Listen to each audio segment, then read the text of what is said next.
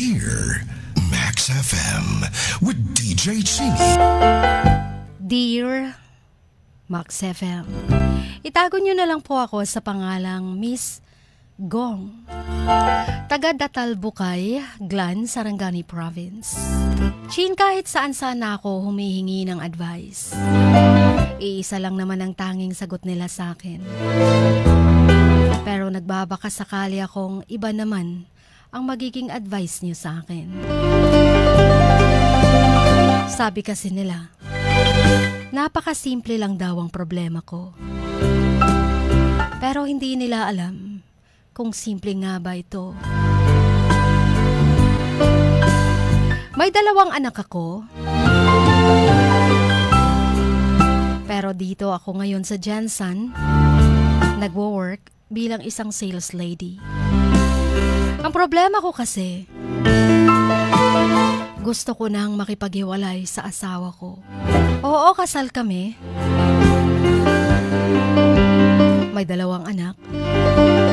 Nangako sa altar sa hirap at sa ginhawa. Laging magkasama. Laging magdadamayan.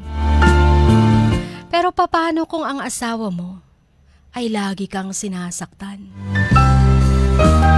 Hindi lang sa physical, kundi sa mga masasakit na salita. Wala na nga siyang trabaho, matigas pa ang ulo. Kapag nag-aaway kami, Chin, pinapalayas niya ako. Tapos hindi niya binibigay sa akin ang mga anak ko.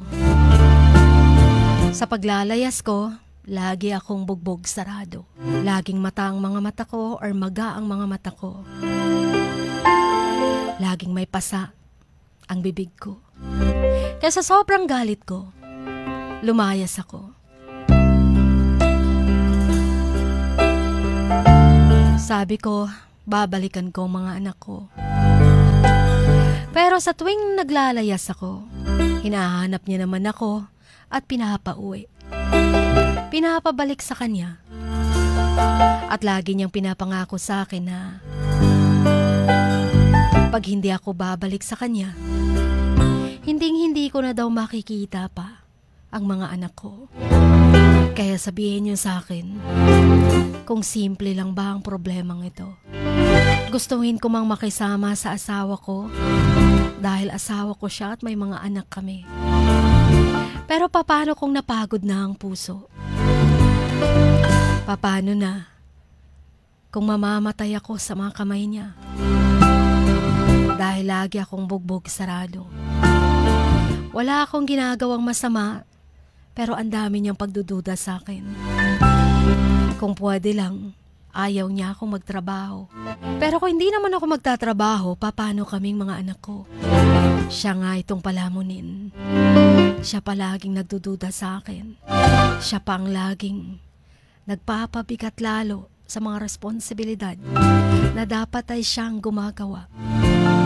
Hindi lang ako. Tama bang iwan ko ang mga anak ko sa kamay ng asawa kong walang iya? Ano po ba dapat ang gagawin ko? Mahal na mahal kong mga anak ko. Pero kilala ko ang asawa ko, hindi niya ibibigay hanggat hindi ako bumabalik sa kanya. Ngayon ay hindi pa ako bumabalik sa asawa ko, Chin. Ayokong isipin ng mga anak ko na tuluyan ko na silang pinabayaan. Natuluyan ko na silang kinalimutan. Kaya sa mga anak ko, babalik ako. Babalikan ko kayo. It's goodbye para sa ama nyo. Pero it's not yet goodbye para sa inyo mga anak ko. Naway mapayuhan nyo ako nang gumaan naman ang pakiramdam ko. Hanggang dito na lamang. Lubos na nagpapasalamat. Ang inyong Kamax,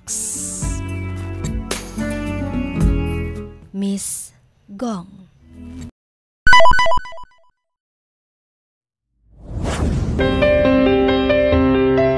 Sing like no one is listening. Love like you've never been hurt. Dance like nobody is watching. And live like it is heaven on earth. Dear Max FM.